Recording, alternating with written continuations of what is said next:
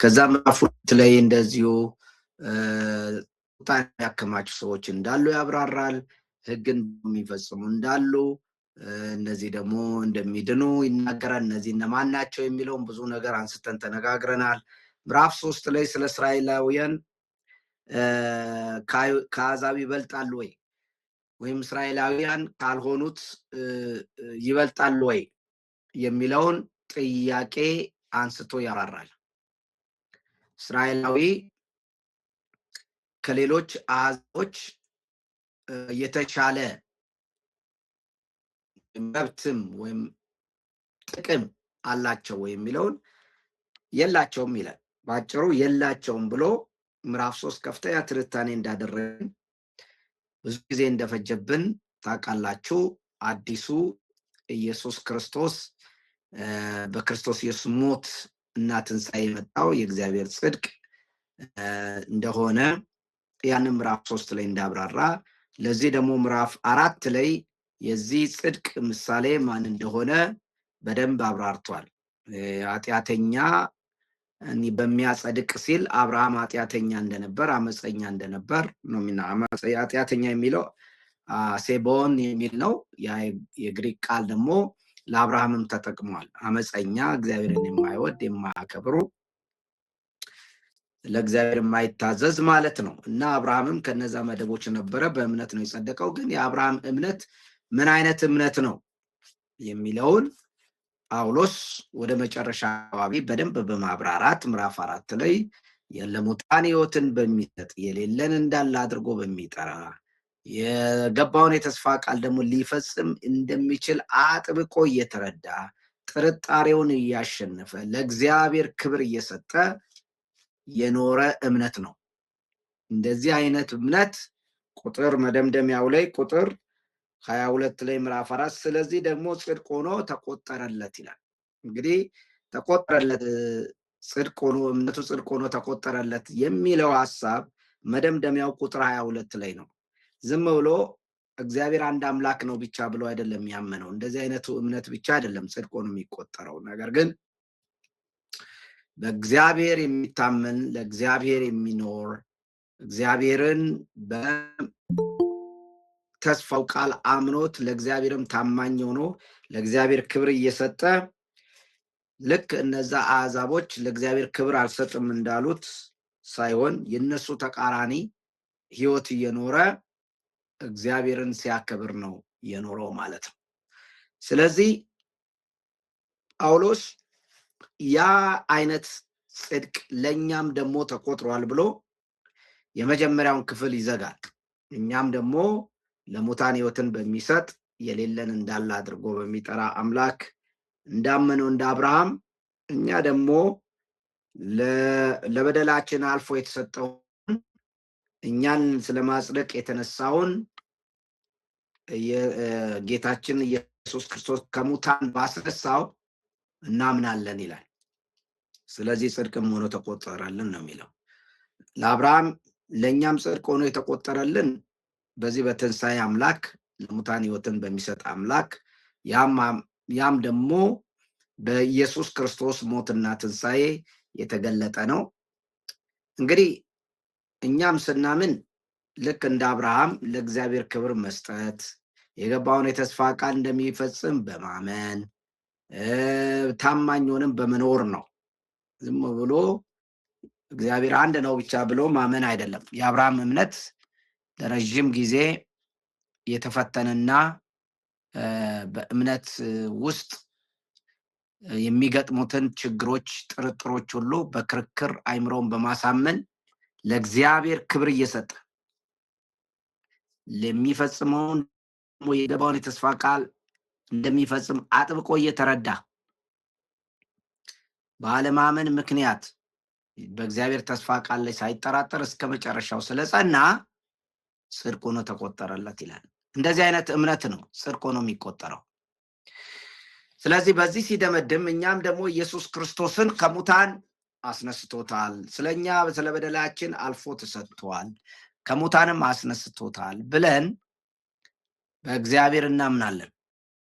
ይሄ የአዲስ ኪዳን ከብሉይ ኪዳን ለየት የሚያደርገው እምነት ቢኖር ይሄኛው እምነት ነው። ባህሪው ግን የእምነት ባህሪ ግን አይለያይም።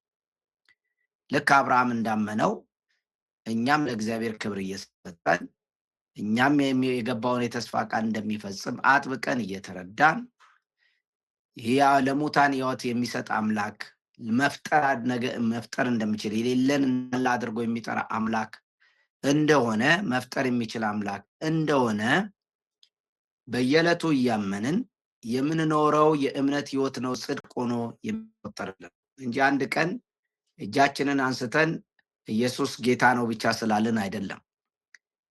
ለአብርሃም እሱ አይደለም ኃጢአተኛውን የሚያጸድቅ እግዚአብሔር ሲባል ኃጢአተኛውን ወደ ጽድቅ ወይም ደግሞ በደሉን ኃጢአቱን የሰረየለት በምን አይነት እምነት ነው የሚለው ወሳኝ ነው። አብርሃም ገና ከመጀመሪያው ጀምሮ ከወገኖቹና ከዘመዶቹ ተለይቶ ነው የወጣው። ያንን ምሳሌ ይሰጥና እኛም በዚህ ውስጥ ይከተናል። ታዲያ ምዕራፍ 5 ምዕራፍ 6 ምዕራፍ 7 ምዕራፍ 8 እንዴት ነው ይሄ የጽድቅ ሕይወት ይሄ በእግዚአብሔር በኢየሱስ ክርስቶስ በማመን በእምነት የሚገኘው ጽድቅ በክርስቲያን ሕይወት ውስጥ ካለው ከኃጢአትና ከበደል አንጻር ሲታይ ምን ይመስላል የሚለውን አሁን በሰፊው ደግሞ ከክርስቲያኖች ጋር ያገናኘዋል። የመጀመሪያው ኦልሞስት እንዴት ልኑር ማነው እንዴት ነው የሚዳነው ችግራችን ምን ነበረ የሚለውን ክፍል ይበትነዋል፣ ያስብራራዋል። የመጀመሪያው ክፍል ችግሩ ምንድን ነው? ምን አይነት ችግር ነው ሶልቭ የተደረገው? በምን አይነት መንገድ ነው ችግሮች የተፈቱት? ምን ያስፈልጋል? ምን ተደረገ? ወንጌል ምንድን ነው? የሚሉትን ሁሉ የመጀመሪያው የእግዚአብሔር ጽድቅ ምንድን ነው? ኃጢአት ምንድን ነው? አይሁዶችስ እነማን ናቸው ኃጢአት የሰሩ ያልሰሩ የሚለውን ሁሉ ምዕራፍ 1 እስከ 4 ድረስ ያለው የመጀመሪያው የመጽሐፉ ክፍል ተንትኖ ይጨርሳል። ነገር ግን አሁን የሚቀጥለው ምዕራፍ 5 ምዕራፍ 6 ምዕራፍ 7 ምዕራፍ 8 ስለ ሕግና ስለ ኃጢአት ስለ ጸጋ ነው የሚናገረው። ስለ ኃጢአት፣ ስለ ሕግ፣ ስለ ጸጋ፣ ስለ መንፈስ ቅዱስ ይናገራል። ስለዚህ እንዴት እድናለሁ ከሚለው እንዴት ነው መኖር ያለብኝ? እንዴት ነው ታዲያ ከኃጢአት ጋር ግንኙነቴ ምን ይመስላል? እኔን የዳነ ክርስቲያንና አሁን በእምነት የጸደቀና ለበደላችንና ለኃጢአታችን አልፎ የተሰጠውን ኢየሱስን ከሙታን ባስነሳው በእግዚአብሔር በማመናችን እኛም ኃጢአታችን ተሰርዮልን ብፁዓን ሆነናል። ነገር ግን የአብርሃም አይነት እምነት ደግሞ ያስፈልጋል። በዚህ ጳውሎስ የሚቀጥለው ክፍል ውስጥ የሚተነትነው በእኛና በኃጢአት መካከል ያለው ግንኙነት፣ በሕግና በኃጢአት መካከል ያለው ግንኙነት፣ በእኛና በሕግ መካከል ባመኑትና በሕግ መካከል ያለውን ግንኙነት፣ በመንፈስ ቅዱስና ባመኑት መካከል ግንኙነት በደንብ አድርጎ ያብራራል። ስለዚህ ያንን ክፍል ነው አሁን በሁለተኛ ክፍል ውስጥ በደንብ አድርገን የምንመለከተው ማለት ነው። ስለዚህ በዚህ ክፍል ውስጥ የምንመለከተው በተለያየ መልኩ የሚያዩ ምሁራኖች አሉ ሲተረጉሙት። አንደኛው የሁለት ዓለማት ወይም የሁለት ግዛቶች ግጭትን በዛ ውስጥ እናያለን። ይህ አፖካሊፕቲክ የምንለው ወይም አቡ ቀለምሲሳ በሚለው እይታ ካየን ልክ እንደ መጨረሻው ዘመን ክፋትና አመፅ በአንድ በኩል ወይም ኃጢአት የምንለው ነው፣ የኃጢአት ግዛት እና የእግዚአብሔር መንግስት ወይም የጸጋ ግዛት በሚለው በእነዚህ በሁለቱ መካከል ያለውን ፍልሚያና እነዚህ በሁለቱ መካከል ያለው ልዩነት አማኞች እንዴት በየትኛው ክልል ውስጥ እንዳሉ የሚያብራራ እንደሆነ ያሳያል። እንግዲህ ትልቁ ክፍል ጽድቅ፣ ጸጋ፣ ሕይወት፣ ሕግ፣ ኃጢአት፣ ሞት የሚሉትን ነገሮች ያሳያል። በዚህ በአሮጌው የአዳም ግዛት ውስጥ ኃጢአት፣ ሕግ፣ ሞት የሚሉት ጉዳዮች ይነሳሉ። ሮሜ ምዕራፍ ጀምሮ ከዛ ደግሞ ጽድቅ፣ ጸጋ፣ ሕይወት በአንድ አቅጣጫ በሌላ በኩል በአዲሱ ሕይወት ይታያል። ስለዚህ ጳውሎስ የሚገልጸው የግል ስነ ምግባር ብቻ ሳይሆን ይህ ዓለም አቀፋዊ አጽናፋዊ ሁሉን ነገር ያካተተ ጉዳዮችን ይናገራል። ለምሳሌ ለመበስበስ ሮሜ ምዕራፍ 8 ላይ ፍጥር ሁሉ በመቃተት ላይ እንዳለ ክርስቲያኑን በመቃተት ላይ እንዳለ ደደን በርሱ ደግሞ እኛ ክርስቲያኖች ከአሸናፊዎች እንደምንበልጥ ነው ምዕራፉም ያጠቃልለው። ምዕራፉ አሸናፊነትን የክፍል በአሸናፊነት አዋጅ ነው የሚያልቀው። ለምሳሌ ሮሜ ምዕራፍ 5 ገና ደካሞች ሳለን ብሎ ይጀምራል። ያው ቁጥር 5-6 ላይ ግን ከዛ በኋላ ደግሞ ብሎኩን ወይ ክፍሉን ሲጨርስ በወደደን በርሱ ከአሸናፊዎች እንበልጣለን ብሎ ያጠቃልለዋል ማለት ነው ይህንን ክፍል። ስለዚህ ይህ ጉዳይ በሁለት አቅጣጫ ማየት ይቻላል። አንደኛው በአዳም በኩል የመጣው በአሮጌው የአዳም ግዛት በኩል የተመደቡ አሉ። ለምሳሌ ሕግ በዛ ውስጥ ገብቷል። በእርግጥ በኋላ የክርስቶስ ግዛት ውስጥም ሕግ እንዳለ እናገኛለን። ኃጢአት፣ ሕግ፣ ሞት በአንድ አቅጣጫ ውስጥ ተመድበው ይታያል። በሌላ አቅጣጫ በአዲሱ ሕይወቱ ደግሞ ጽድቅ፣ ጸጋና ሕይወት የሚሉ ጉዳዮች በእርግጥ ሕግም መንፈስ ቅዱስም አለበት። ስለዚህ ጳውሎስ እዚህ ጋር የሚገልጸው እንግዲህ የግል ስነ ምግባር ጉዳይ ብቻ አይደለም። እንዴት የክርስትና ሕይወትን ከኃጢአትና ከሞት ባርነት ነፃ ወጥቶ ይኖራል የሚለውን ጉዳይ ለመመለስ ከድካም እንዴት ይወጣል፣ ከደካማነት እንዴት እንወጣለን፣ ደካሞች ሳለን ቢሞትም አሁንም ደካሞች ነን ወይ የሚለውን ጥያቄ ይመልሳል። ስለዚህ እንደ ግለሰብ ብቻ ሳንሆን እንደ አጠቃላይ ፍጥረትንም ሁሉ የሚያቃልል ስለሆነ የጌትነት ለውጥ እንደተደረገ የሚያሳየን ነው። ስለዚህ ምዕራፍ 1 ከቁጥር 18-32 ስትመለከቱ አሳልፎ ሰጠ ይላል። ምንድነው አሳልፎ የተሰጠው? የሰው ልጆች ለራሳቸው፣ ለልቦናቸው፣ ለፍትወታቸው፣ ለስሜታቸው እንዲገዙ እግዚአብሔር አሳልፎ እንደሰጠ ይናገራል። ለከንቱ አእምሮ እንዲገዙ እግዚአብሔር አሳልፎ እንደሰጠ ይናገራል። ለልባቸው ፍትወት፣ ለስሜታቸው፣ ለከንቱ ነገር እንዲገዙ አሳልፎ ሰጣቸው። ይሄ ነበር አንዱ የመጀመሪያው ቅጣት። ኢየሱስ ደግሞ አልፎ ለሞት ተሰጥቷል። ሞት እንዲገዛው፣ ሞት እንዲገለው፣ ፍጹም ማንነት ሰውነቱን እንዲገድል በመስቀል ላይ ሞት አሸነፍኩ ብሎ ነበር። ስለዚህ አልፎ ለእኛ ስለ ኃጢአታችን አልፎ ለተሰጠው ይላል። ተመሳሳይ ነው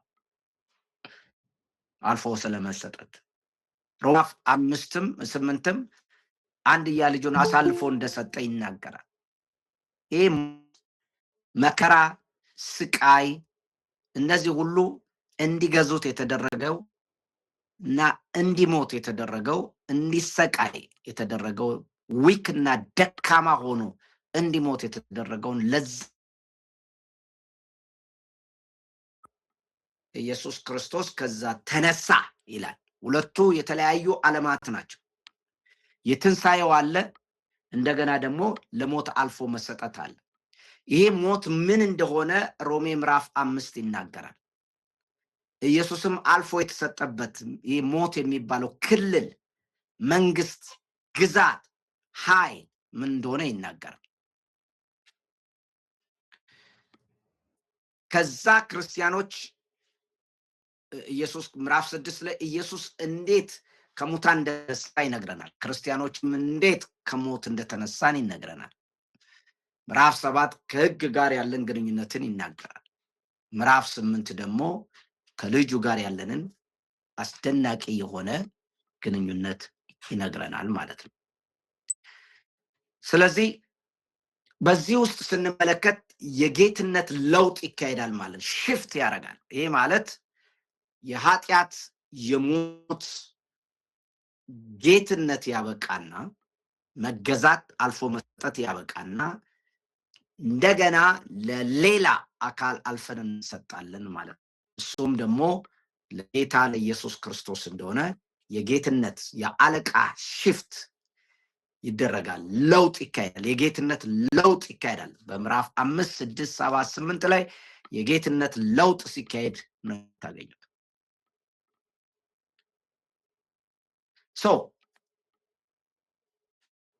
እንግዲህ ነፃነት አዋጆች አሉ። ከቁጣ ነፃ መውጣትና በእግዚአብሔር ፍቅር መታመንን ይነግረናል።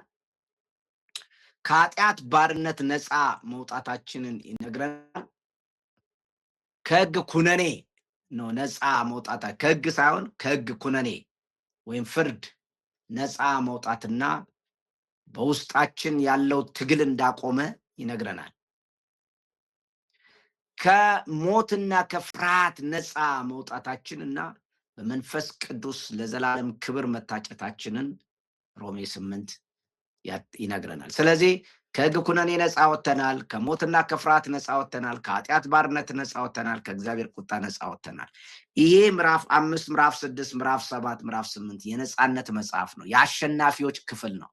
ስለዚህ ብሎክ 2 ወይንም ደግሞ ሁለተኛው ትልቁ መደብ አንኳር ወይም ብሎክ ብለን የምንለው እሱ ክፍል ስለ ነፃነታችን በጥንቃቄ የሚያስረዳን ነው።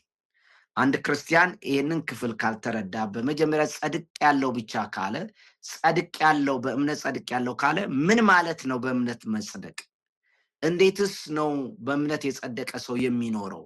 ምን አይነት ክንውን ነው? ምን አይነት ተግባራት ነው?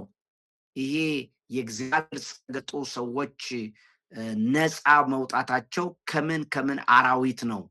ከምን ከምን ችግር ውስጥ ነው የሰው ልጅ ነፃ የሚያመነው ነፃ ወጣው ምን አገኘ የሚለውን የተነትንበት ነው።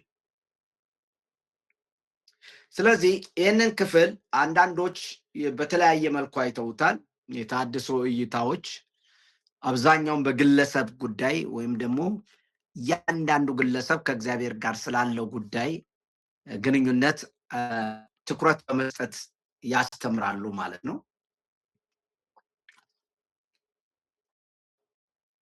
አንዳንዶች ደግሞ አጽናፋዊ እይታ ወይም ደግሞ አፖካሊፕቲክ እይታ ያላቸው ሰዎች መምህራን ኮስሚክ ቪው አላቸው። አጠቃላይ ዓለምን ሁሉ የጎበኘ የጌታችን ኢየሱስ ክርስቶስ የማዳን ስራ እንደሆነ በተለይ ሮሜ ምዕራፍ 8 ላይ የመበስበስ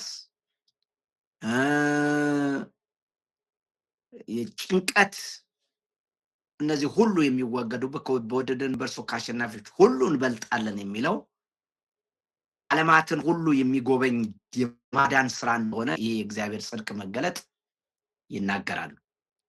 ስለዚህ የተለያዩ ኃይሎች እንደተደመሰሱ ሮሜ ምዕራፍ 5 ሮሜ ምዕራፍ 6 ሮሜ ምዕራፍ 7 ሮሜ ምዕራፍ 8 የተለያዩ ኃይላት እንደተደመሰሱና በክርስቶስ ኢየሱስ ትንሣኤ እንደተሸነፉ ይናገራል። ምክንያቱም ጳውሎስ በሮሜ ምዕራፍ 5:4 ላይ ስለ ትንሣኤ ያስተዋውቃል።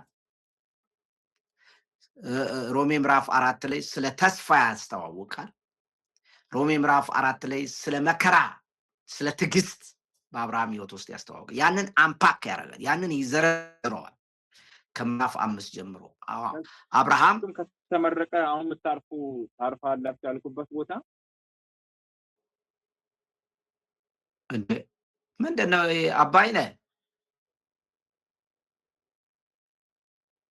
ወይ ጉድ! እኔን እንደ ቁራ እያስጨዋችሁ እናንተ በቃ ሁላችሁንም ፊታችሁን ማየት አለብኝ እኔ። ክፈቱ ሁላችሁም ፊታችሁን። ፊቱን ያልከፈተ ተማሪ አስወጣለሁ ከዚህ ውስጥ። እኔ እንደ ቁራ ነው እንደሚጫወው እናንተ ስልክ ትነጋገራላችሁ እንደዛ ውስጥ ምን አይነት ነገር ነው?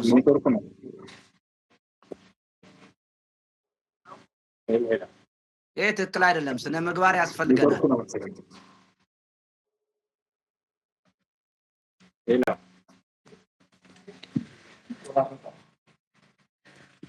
ኦኬ ሁላችሁም እንትናችሁን ክፈቱ መጀመሪያ መኖራችሁን ቼክ ላ ግማሹ ሌላ ሆኖ ነው እኮ እንትን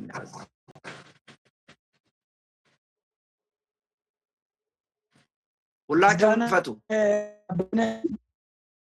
ምስጋና ያ ክፈቱ ቦታችሁን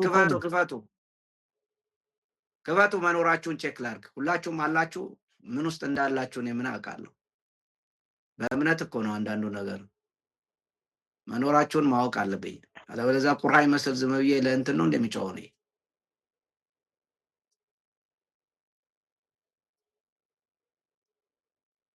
ምንድነው እዚህ ጨለማ ውስጥ ያለው ጆሲ አባይነ ውጣ በቃ አባይነን አስወጣው ምስጋና አባይነ አስወጣልኝ ምስጋና አለ ምስጋና ኔትወርክ እየረበሸ ነው እንዴ ምን ኔትወርክ ይረብሻል አንተ ስልክ ያወራ አይደለም እንዴ እኔ አልተናገርኩም እኔ ያልከፈትኩም ስልክ በዚህ ስልክ ነው እንዴት አድርጌ እናገራለሁ እንዴ ማን ነው ሲያወራ የነበረው እዚህ ውስጥ ያላችሁ ተማሪዎች ማን ነበር ሲያወራ የነበረው ከጎን ያለ ከኔ ጎን የነበረ ሰው አባይነ ነው ሲያወራ የነበረው አባይነን አስወጡት አባይነ እየረበሸ ነው ኔትወርኩ ጥሩ ካልሆነ ኔትወርኩን አስተካክሎ ይግባ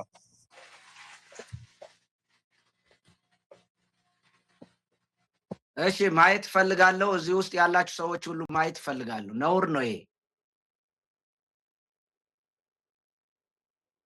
ክላስ ውስጥ እንዳላችሁ አርጋችሁ ማሰብ አለባችሁ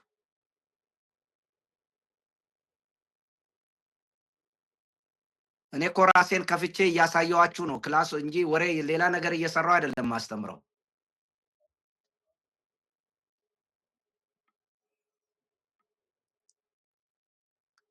እዚህ ውስጥ 22 ሰዎች ካሜራ ያያችሁን እያየው አይደለም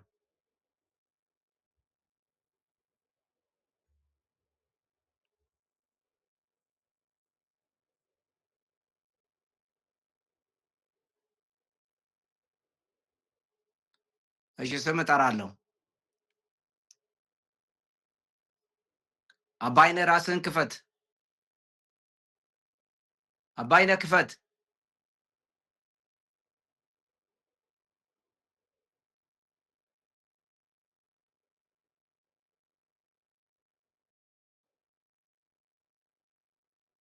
እሺ አባይነ ክላሱን በስርዓት እየተከታተለ አይደለም ምስጋና አለ አዶላ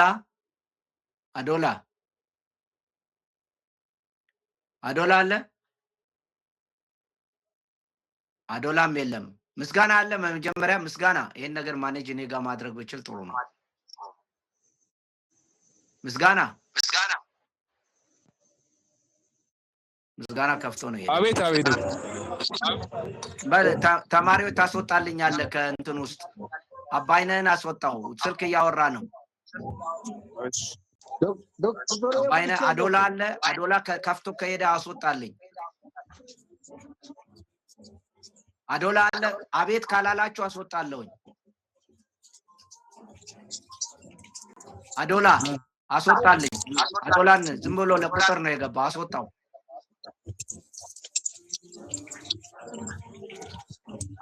አዶላ ምስጋና እየሰማኸኝ ነው አዎ አስወጥቼዋለሁ ግን አባይነ መልሶ ለመግባት ይጠይቁ ናቸው ኖ አይቻልም ዝም ብሎ እየረበሸኝ ነው ለምንድን ነው ክላስ ውስጥ ያለ ሰው ቁጭ ብሎ ስልክ ውስጥ ክላስ ውስጥ ሰው ያወራል ስልክ እሺ ማን ነው ሌላ አያልቅበት አለ አያልቅበት እኮ ለሌላ ተማሪ ነው እሺ ባያልቅበት የገባ ሰው አቤት ይበል ያሳየኝ አለው እሺ አሁን ነው የመጣው ለምን ትዘጋያለህ መልስ ለምን አሰጥም ቶሎ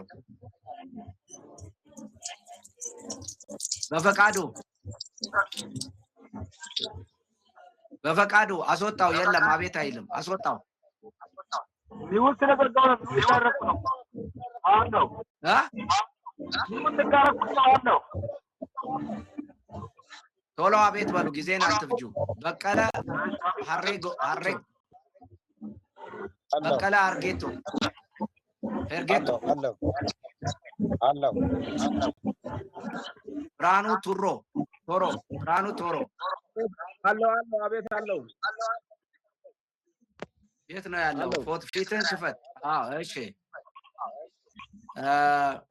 ቦሌ ዮሐንስ አስወጣልኝ። ቦሌ ዮሐንስን አስወጣው። የለም የውሸት ነው። ምስጋና አስወጣው። ቦሌ ዮሐንስን ቶሎ በል። እሺ ጫላ አቃዩ ጫላ አስወጣልኝ። በቃ እነዚህ የሌሉ ናቸው። ዝም ፌክ ነው እንትኑ። ምስጋና ጫላ ይውጣ። ቸርነት አቤት ቸርነት ነው። ቶሎ ካልመለሳችሁ አስወጣለሁ።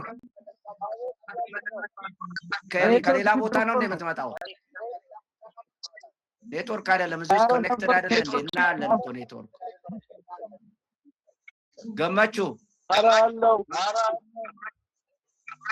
አለ ግርማ ጉዲሶ ግርማ አለው ጉዲሶ አቤት ጆሴ አለው የት አለ? እሺ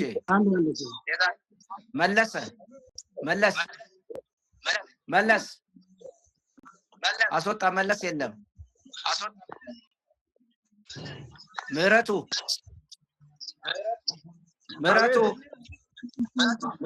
አቤት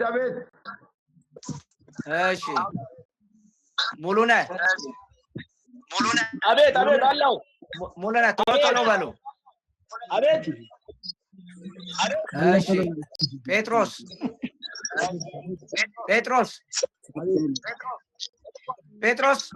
አስወጣልኝ። አለ ጴጥሮስ የት አለ? ምንድነው? የት ጋር ነው ያለው? ክፈት ካሜራን።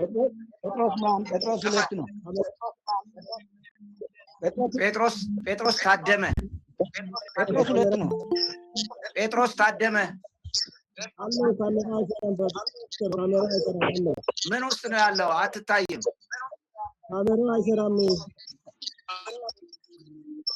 ካሜራው ተከተል የት አለ? ተከተል የለም። አስወጣው።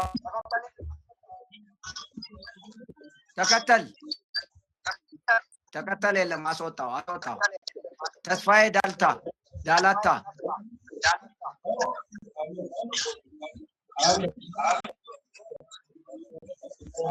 ተስፋዬ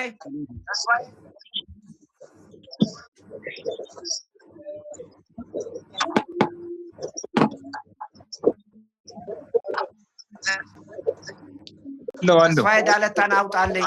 ተስፋዬ ሱሙሮን አውጣው። አያነሳም። ስጠራ ይናገረው። የት አለ? ቲን ነው የሚለው። ሰው ይሁን ምን ይሁን አይታወቅም። እሺ ትንሱ አለው ዶክተር የት አለ? ትንሱ የት አለ? አለው ይሄው ዶክተር። እሺ ጸጋው አቤት ጸጋው እሺ ፊት እሺ አለ እሺ ወቼ ወቼ እሺ ዮርዳኖስ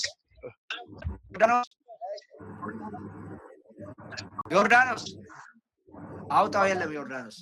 ኦኬ ታማኞች ሁሉ እሺ። አለበለዚያ ጥሩ አይደለም። ክላስ ውስጥ ሆናችሁ ሌላ ነገር አታድርጉ። አለው እንደ ሬዲዮ እንድትሰሙኝ አይደለም ፈልገው። እንደ ሬዲዮ ቁጭ አድርጋችሁ እናንተ ሌላ ስራ እየሰራችሁ አይደለም መሆን ያለበት። ይሄ መንፈሳዊ ስራ ነው። አቴንሽናችሁን እዚህ አድርጋችሁ ክላስ ውስጥ እንዳላችሁ። ለውጡ እኔና እናንተ ፊዚካሊ ያለመገናኘት ነው። ክፍል ውስጥ እንዳላችሁ አድርጋችሁ አስቡ። ሁላችሁም ማይካችሁን ዝጉ። አመሰግናለሁ። እናመሰግናለን። ጥሩ ነው። ታንክ ዩ እንደዛሬው ቀጥል።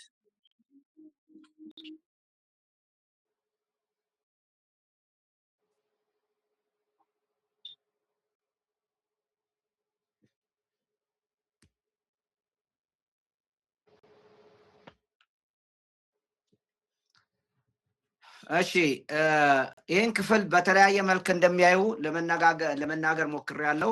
ያንን ያነሳው ሳለ ነው ትንሽ ስለተረበሽን አስተማሪን መንፈስ ያውቃል፣ ጥሩ አይደለም። ምክንያቱም እናንተ እንዳናምን ያደርገናል። ሌሎች አስተማሪዎችንም እንደዚህ የምታደርጉ ከሆነ ሊታገሷቸው አይችሉም። የታድሶ እይታ ይህንን ክፍል ሲያይ ከግለሰብ ድነት ብቻ አንጻር አብዛኛውን እዛ ላይ ትኩረት ነው የሚያደርገው። ግን አፖካሊፕቲክ ቪው የምንላቸው ደግሞ ይሄ አጽናፋዊ ወይም አቡ ቀለምሲሳ ዓለም አቀፍ አጠቃላይ የዓለምን ፍጥረትን ሁሉ በተመለከተ ኮስሚክ ቪው የሚባለው ነው።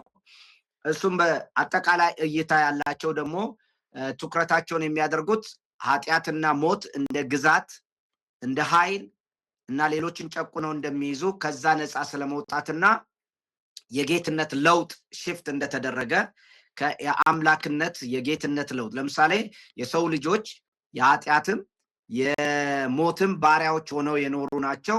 ከዚህ ባርነት ተላቀው የጽድቅና የእግዚአብሔር ባሪያ መሆናቸው የጌትነት ለውጥ እንደሆነ ድነት ማለት የጌትነት ለውጥ መደረጉን እንደሆነ የሚያሳይ ክፍል ነው ብለው ያስባሉ። ሌሎች ደግሞ ይህንን ከማህበራዊ እይታም የሚያዩ አሉ። ይሄ ደግሞ ከቃል ኪዳን አንጻር የሚታይ ነው።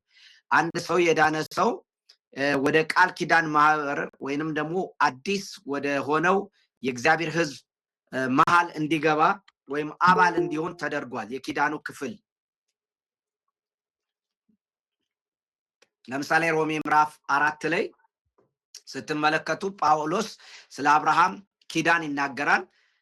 የመገረዙ ምልክት እንደሆነ የመገረዙ የጽድቅ ምልክት እንደሆነ የኪዳን አባት እንደሆነ እዛው ሁላችንም የአብርሃም ልጆች እንደሆነ ይናገራል እና ከአንድ ማህበረሰብን አንድ ህዝብን እግዚአብሔር እንደፈጠረ የሚናገር ክፍልም እንደሆነ እንዴት መኖር እንዳለበት ከምን አይነት አረንቋ ውስጥ እንደወጣ ስለዛ ህዝብ አዲስ ህዝብ መፈጠሩንም አዲስ ማንነትም እንደመጣ የሚናገር ክፍል ነው። ሮሜ ምዕራፍ 5 ሮሜ ምዕራፍ 6 እነዚህ እንግዲህ የትኩረት አቅጣጫዎች ናቸው እንጂ አንዳንዱ በግል ላይ ያተኩራል፣ አንዳንዱ በጌትነት ያተኩራል፣ ደግሞ ገዢ ግዛት ላይ ያተኩራል፣ አንዳንዱ ደግሞ በማንነት ላይ ያተኩራል። ግን ይሄ ማለት ሌሎችን አንዱ አተኮረ እንላለን እንጂ ሁሉም በእያንዳንዱ መጽሐፍ ውስጥ ወደ በእያንዳንዱ ጥቅሶች ውስጥ እነዚህ ሐሳቦች ጉተው በአንዱ አመለካከት ይወጣሉ፣ በሌላው አመለካከት ብዙ ትኩረት አይሰጣቸውም ለማለት እንጂ እነዚህ ሁሉም ሐሳቦች በእነዚህ ክፍሎች ውስጥ አሉ። አንዱ አንዱን የሚቃረን አይደለም።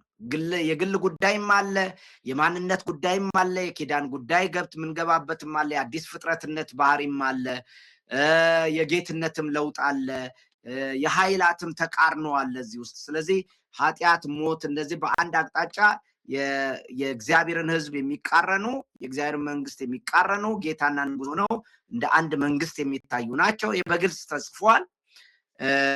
ከዛ ተነጥቀን መውጣታችን አንድ ጉዳይ ነው። ይሄ ደግሞ የግለሰብም ጉዳይ ነው። የዓለም ጉዳይ ብቻ ሳይሆን ዓለምን ጠቅላላ ከዚህ ችግር ነፃ ማውጣት ብቻ ሳይሆን ግለሰባዊም በግላችንም አርነት የምንወጣና የድነታችን ዋስትና የምናገኝበት እንደሆነ የአይደንቲቲያችን የማንነታችንም ለውጥ እንዳለ እንመለከታለን ማለት። ስለዚህ በተለያየ አንግልም ቢታይ በተለያየ አቅጣጫም ቢታይ እነዚህ አንግሎች በተለያየ አቅጣጫ እንድናይ የሚረዱን እይታዎች የተረጓጎማችንን ባለጠጋ ያደርጉታል ወይም የበለጸገ ትርጉም እንዲኖረው ያደርገዋል እንጂ ተቃርኖና አንዱ አንዱን የሚያፈርስ ሆኖ አናገኘውም።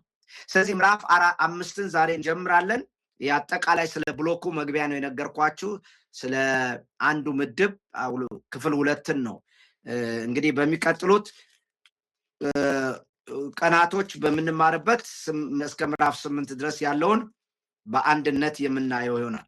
እንግዲህ ከምዕራፍ 1 መግቢያውን ጨምሮ ከምዕራፍ 1 እስከ ምዕራፍ 4 ድረስ ያለው መጽሐፉ ኦልሞስት ተጠናቋል። ወደ ማተሚያ ቤት ሊሄድ ነው። የተወሰነች ነገር እኔ ማስገባት ስላለብኝ እሷን እየጠበቁ ነው። ምናልባት ነገ ሰጣቸዋለሁ። ከዛ በኋላ ወደ ህትመት ይመጣል መጽሐፉን ታገኛላችሁ እናንተ ማለት ነው። ስለዚህ ያንን እናንተ ደግሞ ያጠናችሁ ከዚህም ደግሞ የኛው ደግሞ ሁለተኛ ክፍል ሆኖ ይወጣላችኋል ማለት ነው። የሮሜ መጽሐፍ በዛ መልኩ ያደረገን ያጠናን ነው የምንሄደው ማለት ነው። አሁን እንግዲህ ሮሜ ምዕራፍ 5 ከቁጥር 1 እስከ ቁጥር 5 ያለውን እንኳን ዛሬ ለመዳሰስ እንሞክር። መግቢያም ጭምር ስለሆነ ዛሬ ያየነው ሰፋ አድርገን ቁጥር 1 እና ቁጥር 5 ድረስ ያለውን እናንብብ። እንግዲህ በእምነት ከጸደቅን በእግዚአብሔር ዘንድ በጌታችን በኢየሱስ ክርስቶስ ሰላምን እንያዝ። በእርሱም ደግሞ ወደ ቆምንበት ወደዚህ ጸጋ በእምነት መግባትን አግኝተናል። በእግዚአብሔር ክብርም ተስፋ እንመካለን። ይህም ብቻ አይደለም፣ ነገር ግን መከራ ትዕግስትን እንዲያደርግ፣ ትዕግስትም ፈተናም ተስፋን እንዲያደርግ እያወቅን በመከራችን ደግሞ እንመካለን። በተሰጠንም በመንፈስ ቅዱስ የእግዚአብሔር ፍቅር በልባችን ስለፈሰሰ ተስፋ አያሳፍርም። አሁን ጳውሎስ እኛ እያለ ነው የሚያወራው። ስለ ዳኖት ነው የሚያወራው። ክርስቶስን ስላመኑት ስለጸደቁት ነው የሚያወራው። ስለዚህ በዚህ ክፍል ያለውን አንዳንድ ነገሮች ቶሎ እያነሳው ለማየት ሞክራለሁ። ምናልባት ኔክስት ዊክም ተመልሰን ልናየው የምንችልበት ሁኔታ ሊፈጠር ይችላል። የመጀመሪያው መዋቅራዊ አመክኖታዊ እና መዋቅራዊ ምክንያታዊነቱንና መዋቅሩን እንመልከት። የሮሜ ምዕራፍ 5 ከቁጥር 1 ጀምሮ ያለው ማለት ነው። የምዕራፍ 5 ቁጥር 1 ላይ ስትመለከቱ የምናገኘው አንደኛ እንግዲህ በሚለው ነው። መጋጠሚያ ይሰጠናል። ከላይ ምዕራፍ 4ንና ወይንም ደግሞ ከምዕራፍ 1 እስከ ምዕራፍ 4 መጨረሻ ድረስ ያለውን ያጋጥምልናል። ዝም ብሎ በአመክኖታዊ በሐሳብም ፍሰቱን ይጠብቃል። እንግዲህ ብሎ ይጀምራል። እንግዲህ የሚለው የግሪክ ቃል ኦን ነው የሚለው የቀደመውን ትምህርት ከአሁኑ ጋር የሚያገናኝ ነው ማለት ነው። አሁን ካለን የክርስትና የህይወት ልምምድ ጋር ያገናኝልናል። እንግዲህ ሲል ያንን ነው። ሁለተኛ የምናገኘው ጽድቅ የሚለው ቃል ካለፈው ጋር ያገናኝልናል። በሮሜ ምዕራፍ 4 ላይ 3 ላይ መጽደቅ፣ ጽድቅ እነዚህን የመሳሰሉ ነገሮችን ያነሳል። ጽንሰ ሐሳቡና ጭብጡ የተያያዙ ናቸው። አብርሃም አመነ ጽድቅም ሆኖ ተቆጠረለት ይላል። ለእኛም ደግሞ ይቆጠርልን ዘንድ ነው። ስለዚህ መቆጠር ጉዳይ ምዕራፍ 3 ላይ እና 4 ላይ ይናገርና አሁንም የጽድቅን አውድ ጠብቆ ይመጣል ማለት ነው። እንግልና በእምነት ከጸደቅን ዲካዮ ኤንቴስ የሚል ቃል ነው የግሪኩ። ያለፈን ድርጊት ነው የሚናገር። የተከናወነን ጽድቅ ተከታታይ ሂደት ሳይሆን አማኙ ወደ ክርስቶስ ሲመጣ ያገኘው የተረጋገጠ ቁመና ብቻ ሳይሆን ነፃነትም ነው። በእግዚአብሔር ፊት ጸድቃል ሲባል ከምዕራፍ 4 ላይ ኃጢአቱ መሰረዩን መናገሩ ነው። ለምሳሌ ለማስታወስ ምዕራፍ 4 ከቁጥር 6 እንደዚህ ዳዊት ደግሞ እግዚአብሔር ያለ ስራ ጽድቅን ስለሚቆጥርለት ስለሰው ብጽዕና ይናገራል። እንደዚህ ሲል አመጻቸው የተሰረየላቸው ኃጢአታቸውም የተከደነላቸው ብፁዓን ናቸው። ጌታ ኃጢአቱን የማይቆጥርበት ሰው ብፁዕ ነው። እንግዲህ ይሄ የመጀመሪያው ምንድነው? የእርቅ ጉዳይ ነው የሚካሄደው። ኃጢአት አለመቆጠር፣ ኃጢአት መከደን፣ ኃጢአት መሰረይ መከደን መቆጠር የሚሉ እነዚህ ነገሮች ናቸው ጸደቀ የሚለው ማለት ነው። በዚህ አገባቡ ያለ ስራ የምናገኛቸው ነገሮች እነዚህ ናቸው። ያለ ስራ የሚገኘው የኃጢአት ስርየት ነው። ያለ ስራ የሚገኘው የኃጢአት መከደን ነው ወይም ኃጢአት ያለ መቆጠር ነው። ይሄ የተቆጠረው ኃጢአት የማይቆጠር ኃጢአት ስላለፈው ኃጢአት ነው። ስለወደፊቱ ምንድነው? እያወቅን የምናጠፋ ከሆነ አሁንም ንስሐ ያስፈልገናል። ግን እንደ አሕዛብ ጌታን የማያውቅ የአይሁድ አምላክን የማይከተል ልክ እንደ አብርሃም አይነት ኃጢአተኛ ወይም አመፀኛ ሮሜ ምዕራፍ 1 ከቁጥር 18 ጀምሮ የተገለጸው አይነት የሰው ልጅ የእግዚአብሔር ክብር የጎደለው የሰው ልጅ በክርስቶስ ኢየሱስ ሞትና ትንሣኤ አማካኝነት ይቅርታ ያገኛል፣ ኃጢአቱ ይሰረይለታል። ይሄ ማለት ነው። በዚህ አገባቡ ይሄ ነው ስጦታው። ባለፈው እንደተነጋገርነው በጸጋ ማለት ስጦታው ነው። ስጦታው የኃጢአት ስርየት ነው፣ የበደል ስርየት ነው። እነዚህም በነፃ ያገኛል ማለት ነው። ታዲያ አሁን በእምነት እነዚህ የኃጢአት ስርየት ማግኘት፣ እነዚህ የበደል ስርየት ማግኘት፣ እነዚህ ጉዳዮች ተከናውነዋል ማለት ነው። አንድ ሰው ያምን ወይ ቢለው ነው ጠያቂ ስርየት ማግኘት ብቻ ወይ? ባለፈው ብዙ ተነጋግረናል። አንዳንዶች የሰው ባህሪ አይቀየርም ዝም ብለው መጽደቅ ማለት ያ ጉድ ነው የሚለው። ለምሳሌ በእምነት መጽደቅን ላስተላለፈው የተነጋገርነው ህጋዊ ብያኔ ብቻ ነው። አንድ ሰው ጸደቀ ሲባል ፎሬንሲክ ቨርዲክት ነው የሚሰጠው፣ ወይም በፊት ነፃ ተብሎ እንደመለቀቅ ነው። የባህሪ ለውጥ አያሳይም ነው። በእግዚአብሔር አደባባይ ጻድቅ ተብሎ ይጠራል፣ ይታወጃል እንጂ የባህሪ ለውጥ አያሳይም የሚለው አንዱ አተረጓጎም እንደሆነ፣ ይህም የተሃድሶ አመለካከት እንደሆነ ተመልክተናል። ነገር ግን ከልቪን ምንድነው ያለው? ባህሪ ለውጥ ያስፈልጋል ብሏል። ሌላው የባህሪ መታደስ ነው፣ ትራንስፎርሜሽን ብለው የሚተረጉሙ ናቸው። ጽድቅ ዝም ብሎ የህግ ቃል ብቻ ሳይሆን አማኙን ከኃጢአት ነፃ የሚያወጣ ነው። ይሄ ደግሞ አፖካሊፕቲክ አመለካከት ነው፣ አርን መውጣት ነው። ይሄ በእርግጥ ምዕራፍ 5 6 7 8 የሚናገረው ስለ አርነት ነው፣ ነፃ ስለመውጣት ነው።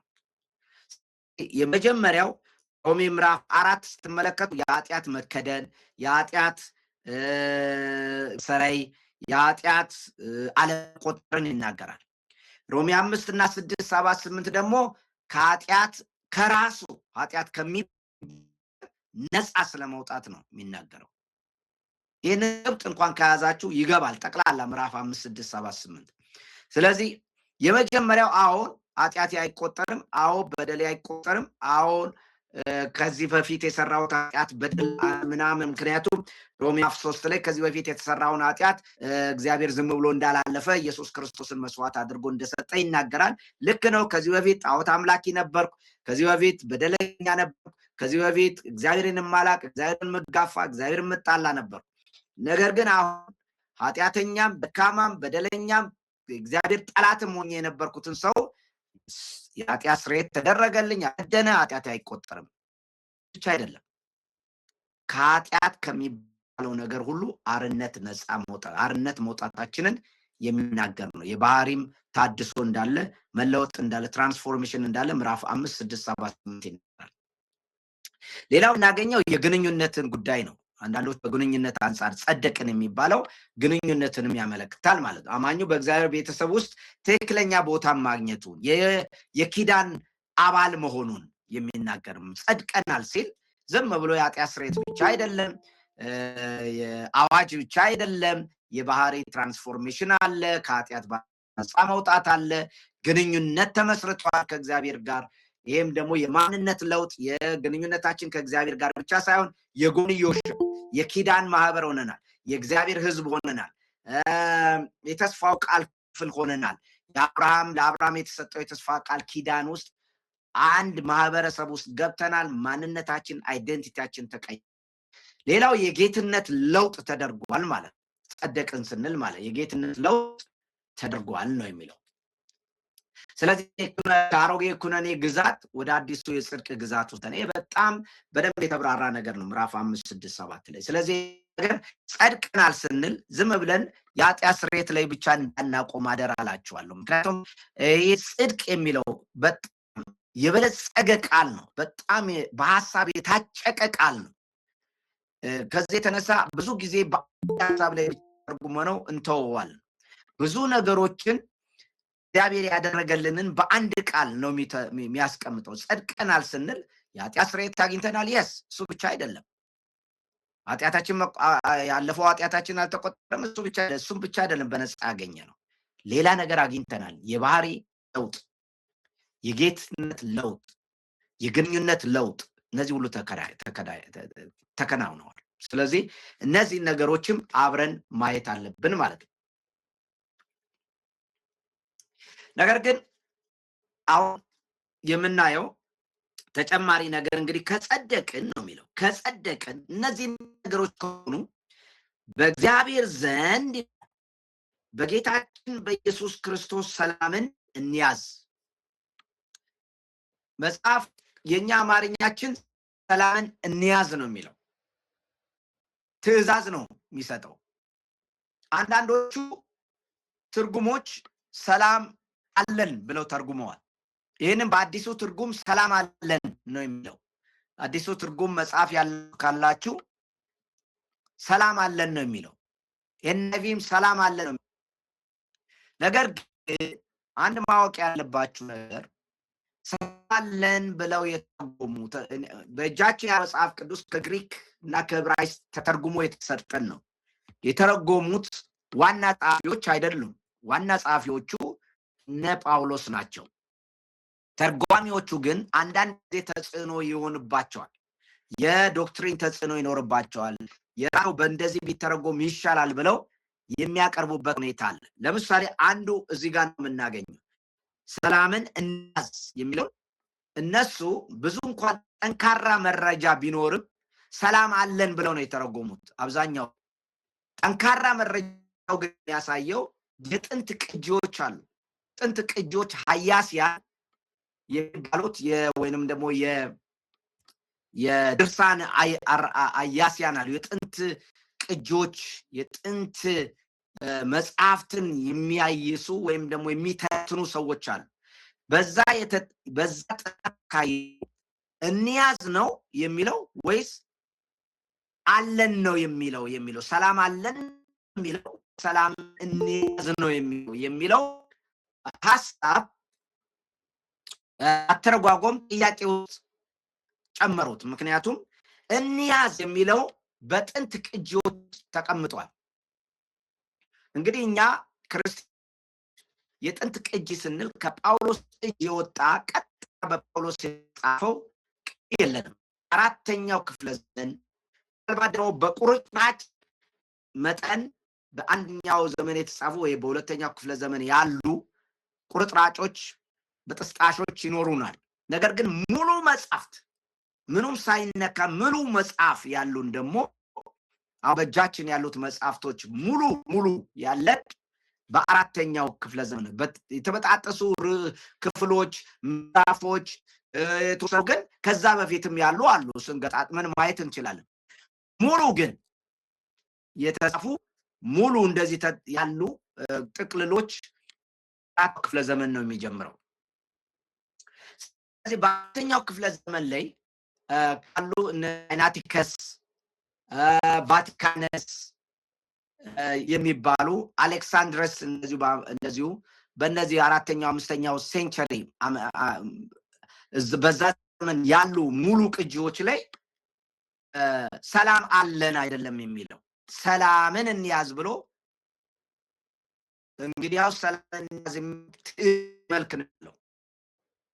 ስለዚህ ሌሎቹ ግን ሰላም አለን ብለው የሚጠቀሙበት ምክንያት ሎጂካል ነው ወይንም ደግሞ አመክንዮ ተጠቅሞ ነው። እንግዲህ ከጸደቀን ያለበት ከእግዚአብሔር ጋር ሰላም አለን ነው መባል ያለበት እንጂ እንዴት መልስ ደግሞ ሰላምን እንያዝ ይባላል የሚለው ተቃርኖ ስለመሰላቸው ነሱ ለማድረግና ሎጂካል ለማድረግ ስላሰቡ ነው። ይህ የግል አስተሳሰባቸው ነው። ሎጂካል ነው ያስቀመጡት እንጂ በቅጆች ከሆነ በመረጃ ከሆነ ግን አሸናፊውና ጠንካራ መረጃ ያለው ምን የሚለው ነው?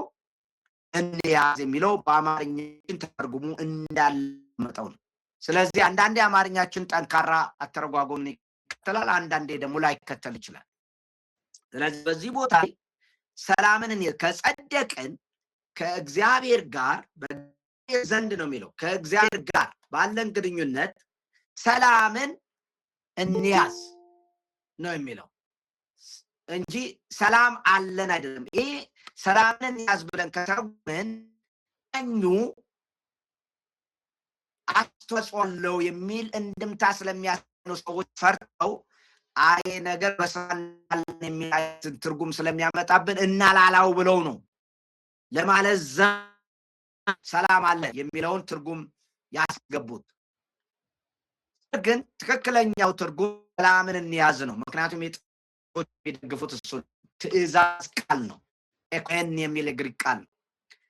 በዚህ ከተማመንን እንግዲህ ሰዎች ክርስቶስ ኢየሱስ ያመኑና የጸዱ ሰዎች ከእግዚአብሔር ጋር ያላቸውን ግንኙነት መጠበቅ አለባቸው ማለት ነው። ፓርቲሲፔሽን አለ ማለት ነው። ተሳትፎ አለ ማለት ነው። ድንዙዝ አይደለም። እግዚአብሔር ብቻ የሚያደርግለት እሱ ግን ምንም ምላሽ የማይሰጥ አካል አይደለም። ባለው እንደተነጋገርነው ጸጋ ማለት ስጦታ፣ በዛ ዘመን ደግሞ ስጦታ ምላሽ ይጠይቃል ብለናል። ይሄ በዛ ጽንሰ ሐሳብ ውስጥ በዛ ዘመን ስጦታ ምላሽ የሌለው ስጦታ እንደሌለ ተገንዝበናል። በዘመኑ በደንብ ጥናት ተካሂዶ የሪሰርች ውጤት ተደርጓል። ጸጋ የሚለው ስጦታ ማለት እንደሆነ በዛ ዘመን ይሄ ቃል ደግሞ ስጦታ ደግሞ ያለ ምላሽ ስጦታ ነገር የሚባል ነገር የለም። ጌታችን ኢየሱስ እንኳን ስጡ ይሰጣችኋል ነው ያለው። የተጨቆነ የተጨቀጨቀ ይሰጣል ነው ያለው። በከንቱ ተቀበላችሁ በከንቱ ስጡ የሚል ቦታም አለ። ነገር ግን ይሄ ማለት እኛ ምንም ነገር አንቀበልም ማለት አይደለም። መስዋዕት እንኳን ብታደርጉ በዚህ ምድር ላይ በረከትን ይሄንን ያገኛላችሁ። ይሄ የማይቀር ነው። በድብቅ የምታረጉት በአደባባይ ይደረግላችኋል፣ እንትን ብታረጉ እንደዚህ ይደረግላችኋል እያለ መጽሐፍ ቅዱስ እንኳን ከእግዚአብሔር ጋር ያለን ግንኙነት እኛ ፓርቲሲፔት እንድናደርግ ይጠይቀናል ማለት ነው። ምንም እንኳን እሱ ቢያደርግ ምንም እንኳን የበሻ ቢወስድም እሱ ግን እኛ እንድንሳተፍና በአንድ በኩል ድንዝዝ ያለ ምንም ምላሽ የማይሰጥ ተራክቦ የለበት የደነዘዘ ግንኙነት አለ። እግዚአብሔር ከድንጋይ ጋር አይደለም ግንኙነት ያደረገው። እግዚአብሔር ጋር አይደለም ግንኙነት የሚያደርገው። እግዚአብሔር መናገር፣ ማሰብ፣ ምላሽ መውደድ፣ ማፍቀር፣ መጥላት ከሚችል የሰው ልጅ ጋር ነው እግዚአብሔር ግንኙነት ያደረገው። ስለዚህ ይሄ ግንኙነት ምላሽ የሚሰጥ ነው። ሰላምን እንያዝ ሲል የኛም ፓርቲሲፔሽን አለ ማለት ነው። ይሄ ደግሞ ጸጋን ባዶ አያደርገውም። ይሄ ደግሞ ስራ ማለት አይደለም። በስራ ለመዳን መጣር አይደለም። ለተሰጠን ነገር ምላሽ መስጠት ነው።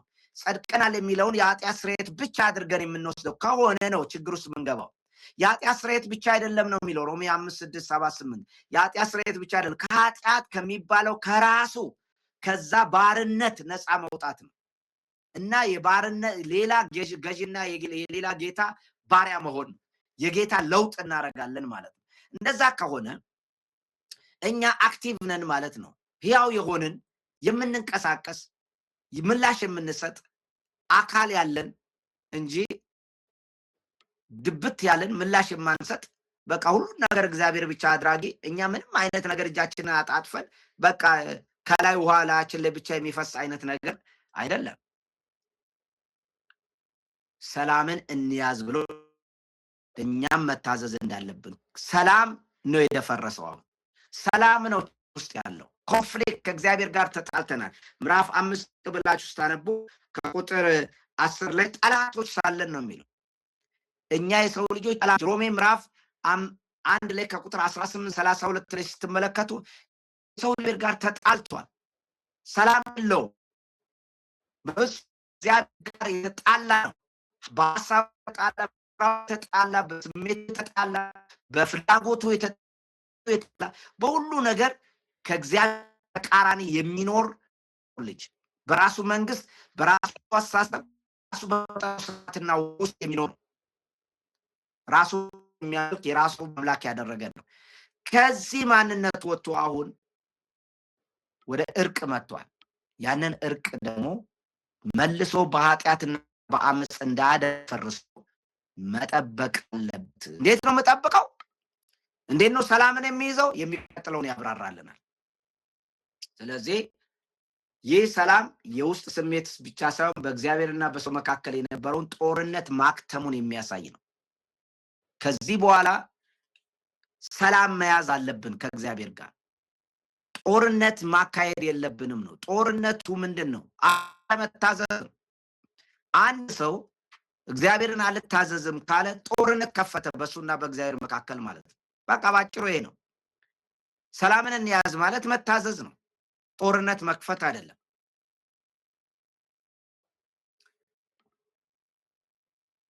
እግዚአብሔር ጋር እየተዋጉ መኖር አስቸጋሪ ነው። ባልታዘዝነው ቁጥር ለእግዚአብሔር ባልኖርንበት ቁጥር ከእግዚአብሔር ጋር መቀያየምን መርጠናል ማለት ነው። ጦርነት ከፈትን ማለት ነው። የኃጢአት የጦር ዕቃ አድርገን ራሳችንን እናቀርባለን ማለት ነው። ሮሜ ምዕራፍ 6 እግዚአብሔርን አለመታዘዝ ጦርነት እንደሆነ ነው የሚናገረው። ውጊያ እግዚአብሔር ላይ ጦርነት መክፈት ማለት ነው። በእግዚአብሔር ሐሳብ ላይ፣ በእግዚአብሔር ፈቃድ ላይ፣ በእግዚአብሔር አመለካከት፣ በእግዚአብሔር እሴት፣ በእግዚአብሔር ጌትነት ላይ እምቢተኝነት ኃጢአት ስናደርግ እምቢተኝነታችንን መግለጻችን ነው። የተነሳንበትን አስታውሱ። ከእምነት የሚነሳ መታዘዝ እንዲገኝ ነው ወንጌል የሚሰበከው። ከእምነት የሚነሳ መታዘዝ እንዲገኝ በእምነት ጸደቅን ካለን ከእምነት የሚነሳ መታዘዝ ይኖራል። የዛ ጊዜ ነው ሰላም የሚሆነው። መታዘዝ ከሌለ ሰላም የለውም። እናንተ ክርስቲያኖች ናቸው፣ ሁልጊዜ ታውቃላችሁ። አንድ ኃጢአት ስትሰሩ ሰላም አላችሁ እንዴ? በጭንቅላታችሁ። ያ ሰላም በልባችሁ በሐሳባችሁ ውስጥ ሰላማችሁ የሚደፈርስበት ምክንያት ከእግዚአብሔር ጋር ጥል ጀምራችኋል ማለት ነው። ጦርነት ተፈጥሯል ማለት ነው። ጦርነት አውጃችኋል ማለት ነው። አልቀበልም አልሰማም ማለት ነው አትሉም እንጂ በሐሳብ በአፋችሁ አትሉም። ነገር ግን በተግባራችሁ ትሉታላችሁ፣ በሐሳባችሁ ትሉታላችሁ ማለት ያ ጦርነት ይከፈታል። እግዚአብሔርን ባሳዘን ቁጥር መንፈስ ቅዱስን ስናሳዝነው ያ ጦርነት ተመልሶ መከፈቱ አይቀርም። ስለዚህ አሁን ከእግዚአብሔር ጋር ካለ የመታዘዝን ህይወት ነው እየጠራ ያለው ማለት ጥሪው የመታዘዝ ነው። ለምንድን ነው ይህንን ሰላም መያዝ ያለን? በማን በኩል ነው? በክርስቶስ ኢየሱስ ይላል። ይህ ኢን ክራይስት የሚባለው በክርስቶስ ውስጥ መሆን ማለት በጣም በጣም አስደናቂ ነው። በእኛ በክርስቶስ ይውላችሁ በክርስቶስ በኩል አለ፣ በክርስቶስ ውስጥ አለ። ኢን ክራይስት፣ ትሩ ክራይስት፣ ባይ ክራይስት፣ በክርስቶስ እንደ መሳሪያ እንደ አንድ ነገር አስፈጻሚ ሲሆን ባይ ክራይስት፣ ትሩ ክራይስት ደግሞ በሱ ድልድይነት በሱ አማካኝነት ይሆናል። ኢን ክራይስት ሲባል በክርስቶስ ውስጥ ሲባል ደግሞ ሚስቲሪየስ የሆነ በጣም ሚስጥራዊ የሆነ ግንኙነትን ይናገራል። እዚህ ቦታ ላይ በክርስቶስ በኩል ነው ሰላምን የምንይዘው። እሱ በሁለቱ በእግዚአብሔርና በእኛ መካከል አሁንም መኖሩ በሱ በኩል ነው ሰላምን የምንይዘው። ሰራው ስራ እሱ በሚያስተምረን አስተምሮ በሱ መስዋዕትነት በሱ አስተምሮ በስማን በኋላ በአዳም በኩል የሆነውን ነገር ይነግረናል። በክርስቶስ በኩል የሆነውን ይነግረናል። ሰላምን እንያዝ ይላል። ይሄ ታዘዝን ይናገራል። ቁጥር 2 ላይ ስትመለከቱ እዛው ላይ በእርሱም ደግሞ ወደ ቆምበት ወደ ጸጋው በእምነት መግባትን አግኝተናል። በእርሱም ለአራት ጊዜ መግቢያ ገብተናል ማለት መግባት ምናልባት ሰዓት እየሄደ ስለሆነ ባልጀምረው ጥሩ ነው፣ ግን እዛ ላይ ባቆም ጥሩ ነው። ሰላምን እንያዝ ስቀል እንዳለ ስለ ጽድቅ አንስተናል። አሁን እኛ ከጸደቅን የሚያስፈልገን እግዚአብሔርን መታዘዝ ነው። ሰላም ማለት ከእግዚአብሔር ጋር ሰላም የሚለው ነገር በአጭሩ ነው ልንገራችሁ። እግዚአብሔርን መታዘዝ ነው፣ ሌላ ነገር የለውም። ምንም ነገር የለም። በክርስቶስ ሆነን በእርሱ በኩል ሆነን እግዚአብሔርን መታዘዝ ነው። ሰላም ተፈጥሯል። አዎ ጸድቀናል። ነገር ግን ሰላሙ አጥብቀን መያዝ አለብን። እንዴት ነው? ለዚህ ስጦታ ሁሉ ያግዘናል። ትራንስፎርሜሽን አለ። ከኃጢአት ባርነት ነፃ ወጥተናል። መንፈስ ቅዱስ በእኛ ውስጥ አድሯል። ክርስቶስን ከሙታን ያስነሳው የእግዚአብሔር መንፈስ በእኛ ውስጥ አድሯል። አባ ብለን የምንጮህበት የእግዚአብሔር መንፈስ በእኛ ውስጥ አድሯል። የእግዚአብሔር ፍቅር በልባችን ፈሷል። ምን ያልሆነ ነገር በነፃ የተሰጡን ስጦታዎች አስቂ ናቸው። እነዚህ ሁሉ ተሰጥቶን ከእግዚአብሔር ጋር መልሰን ጠላት መሆን የምንታዘዘው የምናከብረው ልጆቹ እንሆናለን። ጌታ የተመሰገነ ይሁን። የጌታ ጥሪ ሰላምን እንድንይዝ ነው። ያላችሁ ጥያቄ ካለ እንቀበላለን። ትንሽ ደቂቃ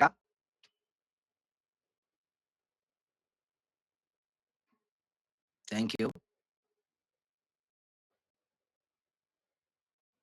ጌታ ይባርካችሁ። እንጸልያለን፣ እንጨርሳለን። እግዚአብሔር አባታችን አምላካችን በኢየሱስ ክርስቶስ ስም እናመሰግናለን። ጌታ ሆይ እኛ እጅግ ደካሞች፣ እጅግም ኃጢአተኞች፣ እጅግም ጠላቶች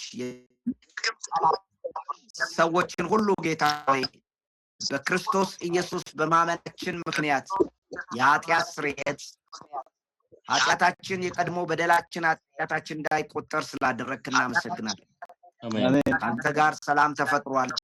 ይህንን ሰላምና ጽድቃችን ደግሞ ጌታ ሆይ የጸደቅንበትን አርነት የወጣንበትን ሕይወታችን በነፃ ያገኘነውን በክርስቶስ ኢየሱስ በነፃ የተሰጡንን ስጦታዎች ጨልሳንን ነፃነት፣ ፍቅር፣ እግዚአብሔር አባት ሆይ ኃያልነት፣ ነፃነትን ጌታው ያቀዳጀን ቤዛ የሆንከን ኢየሱስ ይህንን ነፃነታችንን ጠብቀን እንድንኖር እንድትረዳን እንለምናለን። ሰላምን ካንተ ጋር እንድንይዝ ከዚህ በኋላ ጠላቶች ሆነን እንዳንገኝ በአይምሮአችንም ጠላቶች እንዳንሆን በተግባር ጠላቶች እንዳንሆን እንቢተኞች አመፀኞች እንዳንሆን እንድትጠብቀን እንለምናለን። እግዚአብሔር አባት ሆይ እንደጸደቁ ሰዎች በፊት አቁመን መግባትን አግኝተናልና የቆምንበትን ጸጋ አግኝተናልና እባክህ ጌታ ሆይ በጸጋ እንደቆሙ ሰዎች እግዚአብሔር ሆይ ክልላችንን አስጠብቀን የሰላምን ክልል የሰላምን እግዚአብሔር ሆይ መንግስት ውስጥ ገብተናልና ያንን ጠብቀን እንድንቆይ በነፃ ያገኘናቸው አስደናቂ ብጽዕናችን ያንን ጠብቀን እንድንኖር እንድትረዳን እንለምናለን። እግዚአብሔር አባት ሁልጊዜ እኛን ለመርዳት አንተ ዝግጁ ነህ። ጌታ ሆይ የኛ ግን የልብ መዘጋጀት ያስፈልገንና ከእምነት የሚነሳ መታዘዝ የአመፅን ኃይል በመታዘዝ አቤቱ ከኛ እንድታገኝ በኢየሱስ ስም እንጸልያለን። ስተማ ተመስገን በጌታ በኢየሱስ አሜን። አሜን። ዶክተር